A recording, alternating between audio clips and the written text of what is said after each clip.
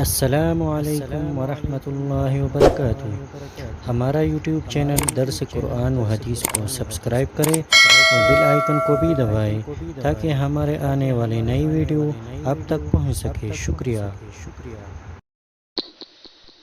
اعوذ باللہ من الشیطان الرجیم، بسم اللہ الرحمن الرحیم۔ والذین کفروا وکذبوا بآیاتنا اولئک اصحاب النار هم فیہا خالدون۔ صدق اللہ۔ سورۃ البقرہ آیت نمبر 39۔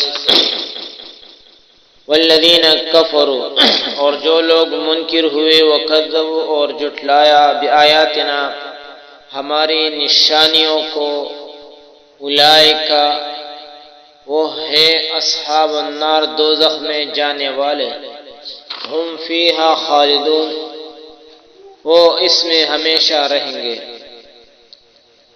پشتوں میں ترجمہ ہے والذین، حکم خلق چی کفرو، انکار اکڑو، وکذبوا، اور دروغی وگڑن، بآیاتنا، زمون آیاتنا، اولئک، ہم ہودی، اصحاب النار، دوزخیان، ہم فیہا خالدون، ہوئی باپا ہوئی کی ہمیشوی۔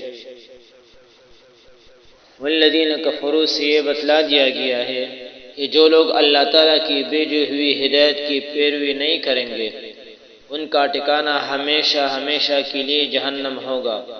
اس سے مراد وہ لوگ ہیں جو اس ہدایت کو ہدایت سمجھنے اور اس کی پیروی کرنے سے انکار کر دے، یعنی کفار۔ اور مومنین جو ہدایت کو ہدایت ماننے کا اقرار کرتے ہیں، وہ عملاً کیسے بھی گناہگار ہو، اپنے گناہوں کی سزا بھگتنے کے بعد بالآخر جہنم سے نکال لیے جائیں گے۔ رکو نمبر 4 مکمل ہوئی۔ اب اس سے متعلق ضروری مسائل بیان ہوں گے۔ نمبر 1، اس رکو سے معلوم ہوا کہ ازالہ شک یا معلومات میں اضافہ کے لیے سوال کرنا جائز ہے۔ نمبر 2، سائل کا حق ہے کہ اس کے سوال کا بہتر طریقہ سے جواب دیا جائے یا اچھے طریقے سے معذرت کی جائے۔ نمبر 3، افضل کا مفضول سے مشورہ طلب کرنے کی گنجائش ہے۔ نمبر 4، مشورہ وہی دینا چاہیے جو حق سمجھے۔ نمبر 5، خلافت کا قیام حضرت آدم علیہ السلام کا فریضہ رہا۔ نمبر 6، فرشتے ہم وقت تسبیح و تحلیل میں مصروف رہتے ہیں۔ نمبر 7، آدم علیہ السلام کو ضروریات زندگی کی تعلیم دی گئی۔ نمبر 8، امتحان لینے کے لیے نصاب مقرر کرنا مناسب ہے۔ نمبر 9، امتحان میں ہر ایک بیٹھ سکتا ہے، خواہ قابل ہو یا ناقابل۔ نمبر 10، کسی کی اہلیت پرکھنے کے لیے امتحان لیا جا سکتا ہے۔ نمبر 11، امتحان میں نقل کرنے کی گنجائش نہیں، اگر کسی کو جواب نہ آتا ہو تو لکھ لے کہ نہیں جانتا۔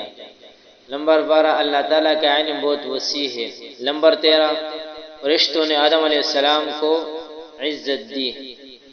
نمبر 14، علم کی وجہ سے کسی کی عزت افزائی کی جا سکتی ہے۔